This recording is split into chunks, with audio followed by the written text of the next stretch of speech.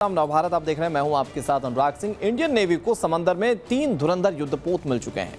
इस खबर से दुश्मन देशों में खलबली सी मच गई। स्वदेशी का दमखम देखने के लिए ये तीनों युद्धपोत अलग अलग कामों के लिए बनाए गए हैं। जब ये तीनों मिलकर काम करेंगे तो भारतीय नौसेना के लिए समंदर में एक अभेद्य सुरक्षा कवच तैयार होगा, जिसे भेदना दुश्मनों के लिए नामुमकिन होगा। INS Dunagiri, INS Agray, INS संशोधक, ये 3 नाम हैं जो पाकिस्तान और चीन के लिए कैसे नई चुनौती पेश करने जा रहे हैं, आपको समझाते हैं हमारी इस रिपोर्ट में। आज भारत रक्षा क्षेत्र में केवल खरीदार बनकर नहीं रहना चाहता।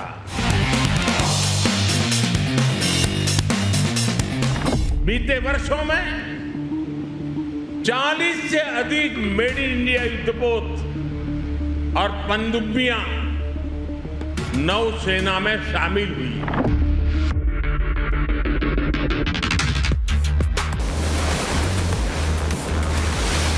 इतिहास गवाह है कि जिसने भी समंदर को नजरअंदाज किया उसकी संप्रभुता खतरे में पड़ी है, और जिसने समंदर पर राज किया उसने दुनिया की तकदीर लिखी है।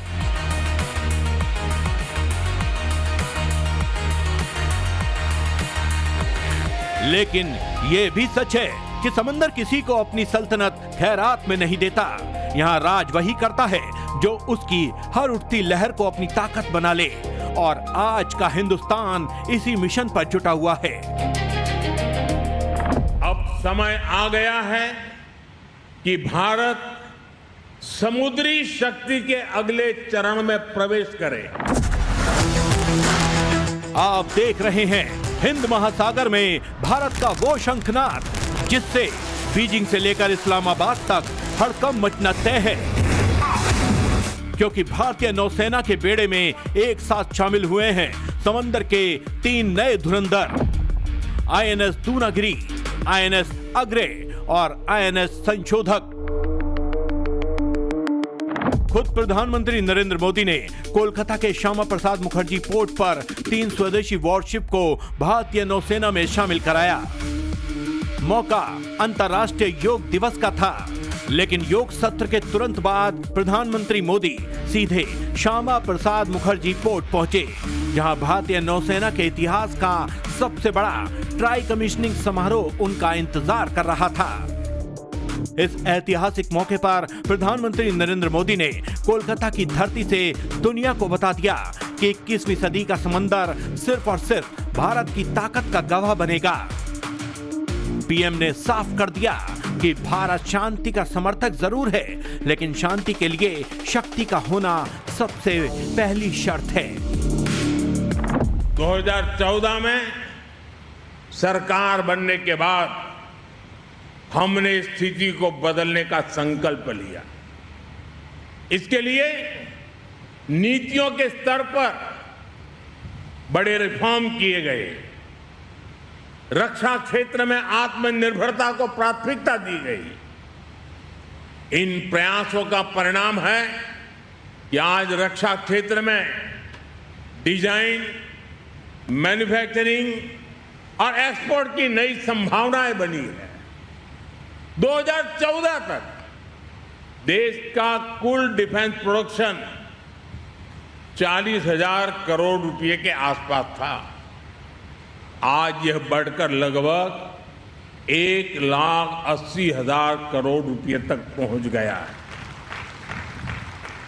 और साथियों, एक तरफ देश में रक्षा उत्पादन तेजी से बढ़ा है, दूसरी तरफ हमारा डिफेंस एक्सपोर्ट अभूतपूर्व गति से बढ़ रहा है। संकल्प जब राष्ट्र की सुरक्षा का हो और नेतृत्व में इच्छा शक्ति हो तो सिद्धि मिलना तय है। कोलकाता के पोर्ट से आज नेवी की जिस ताकतवर त्रिमूर्ति की झलक दुनिया ने देखी, वो पूरी तरह स्वदेशी है, जो आत्मनिर्भर भारत की दिशा में एक बड़ा कदम है।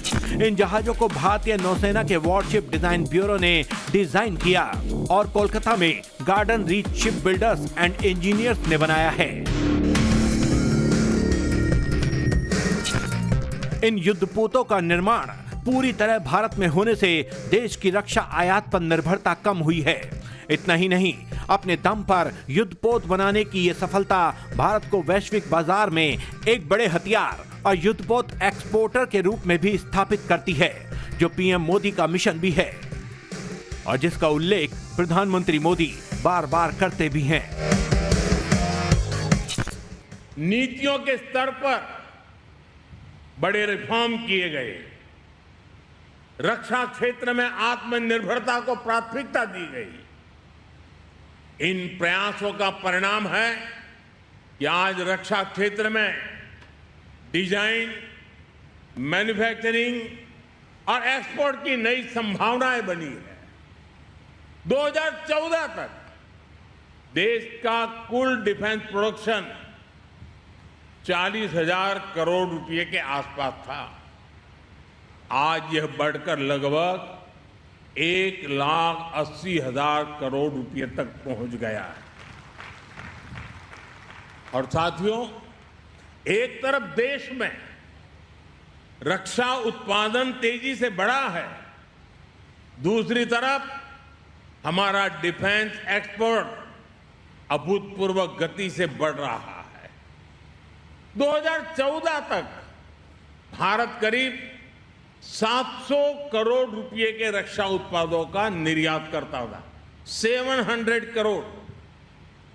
आज यह आंकड़ा बढ़कर करीब 40,000 करोड़ रुपए पहुंच रहा है। आईएनएस दूनागिरी, आईएनएस अग्रे और आईएनएस संशोधक को किस मकसद के लिए बनाया गया है, इनका काम क्या होगा, ये भी समझ लीजिए। आईएनएस दूनागिरी नौसेना का वो अदृश्य ब्रह्मास्त्र है जो रडार की नजरों से बचकर दुश्मन के इलाके में घुस सकता है। आईएनएस दूनागिरी एक आधुनिक स्टील फ्रीगेट है जो प्रोजेक्ट 17A के तहत बनने वाला 5वां युद्धपोत है। इस पर लगी है भारत की सबसे घातक ब्रह्मोस मिसाइल, यानी अगर दुश्मन ने हलचल की तो पलक झपकते ही उसका नामो निशान मिट जाएगा। बराक 8 जैसी मिसाइलें दुश्मन के विमानों, हेलीकॉप्टरों और मिसाइलों को टारगेट कर सकती हैं।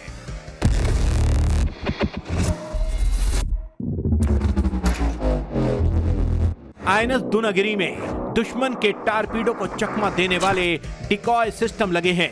ये दुश्मन के इलाके में बिना भनक लगे घुसकर सटीक मिसाइल हमले करने में सक्षम है। जाहिर है, इसके आने से नौसेना की आक्रामक क्षमता कई गुना बढ़ गई है।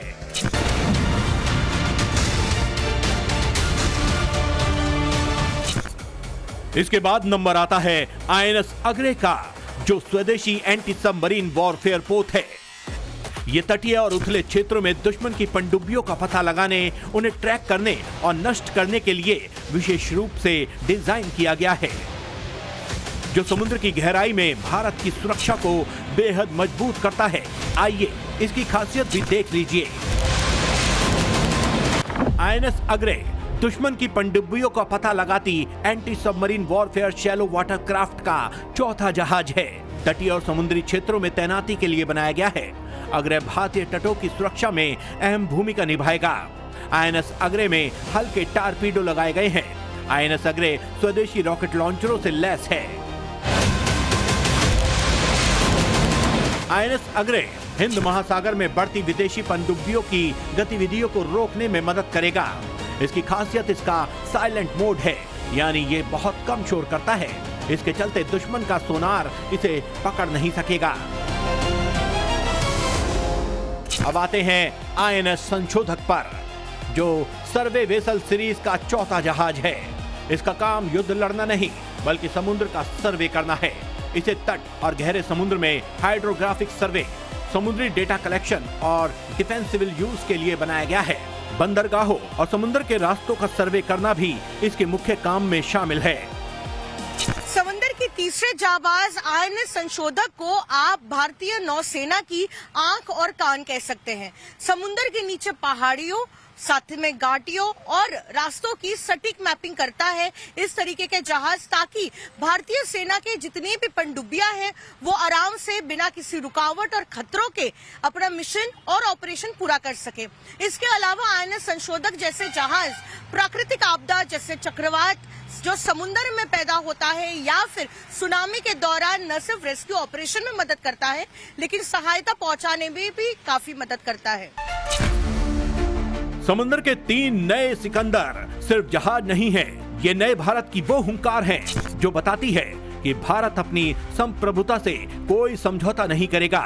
सबसे खास बात है कि ये तीनों ही वॉरशिप मेड इन इंडिया हैं। यानी अब भारत रक्षा सौदों के लिए दुनिया के आगे हाथ नहीं फैलाता, बल्कि खुद अपनी ताकत का निर्माण करता है। बीते वर्षों में 40 से अधिक मेड इन इंडिया युद्धपोत और पनडुब्बियां नौसेना में शामिल हुई है। यानी लगभग हर कुछ सप्ताह में भारतीय नौसेना को एक नई शक्ति मिली है। वर्तमान में भी 45 बड़े नौसैनिक प्लेटफॉर्म निर्माणाधीन है। यह केवल संख्या नहीं है, यह भारत की औद्योगिक क्षमता का प्रमाण है। यह भारत के भविष्य का संकेत है।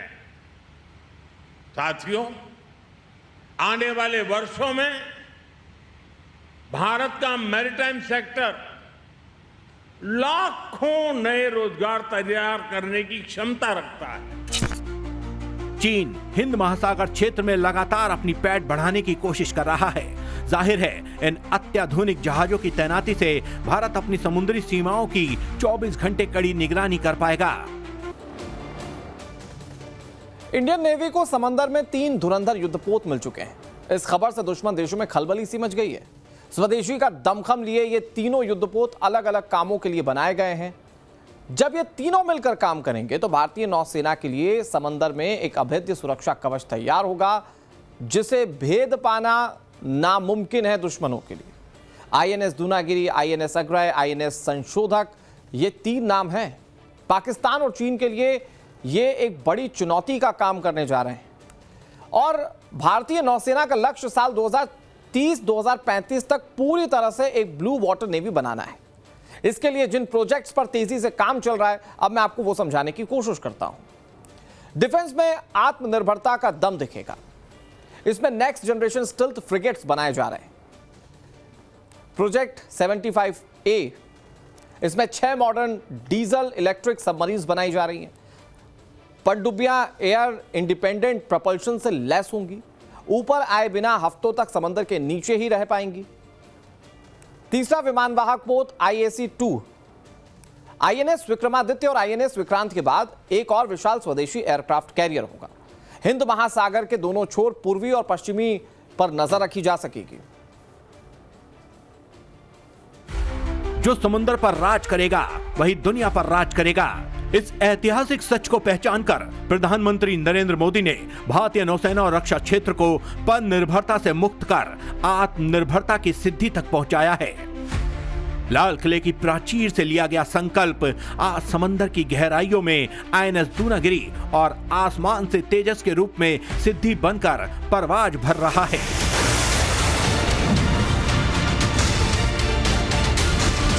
डिफेंस कॉरिडोर से लेकर स्टार्टअप्स तक भारत अब केवल दूसरों के बनाए हथियार नहीं खरीद रहा, बल्कि मेड इन इंडिया हथियारों से दुनिया को भारत की ताकत का एहसास करा रहा है।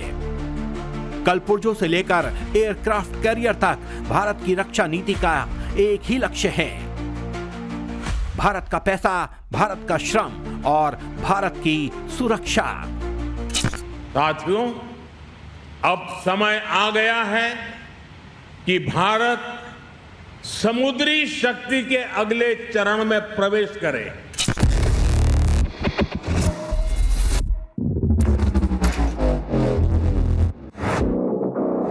अब समय आ गया है कि भारत समुद्री शक्ति के अगले चरण में प्रवेश करे। बीते कुछ सालों के भीतर सरकार की नीतियों, स्वदेशी तकनीक और स्थानीय मैन्युफैक्चरिंग के दम पर भारतीय डिफेंस सेक्टर में एक अभूतपूर्व बदलाव आया है। भारत अब सिर्फ अपनी जरूरतें पूरी नहीं कर रहा, बल्कि दुनिया को हथियार बेच रहा है। फिलीपींस को ब्रह्मोस मिसाइल बेचना और आर्मेनिया को पिनाका रॉकेट सिस्टम और कल्याणी तोपें निर्यात करना इसका सबसे बड़ा उदाहरण है।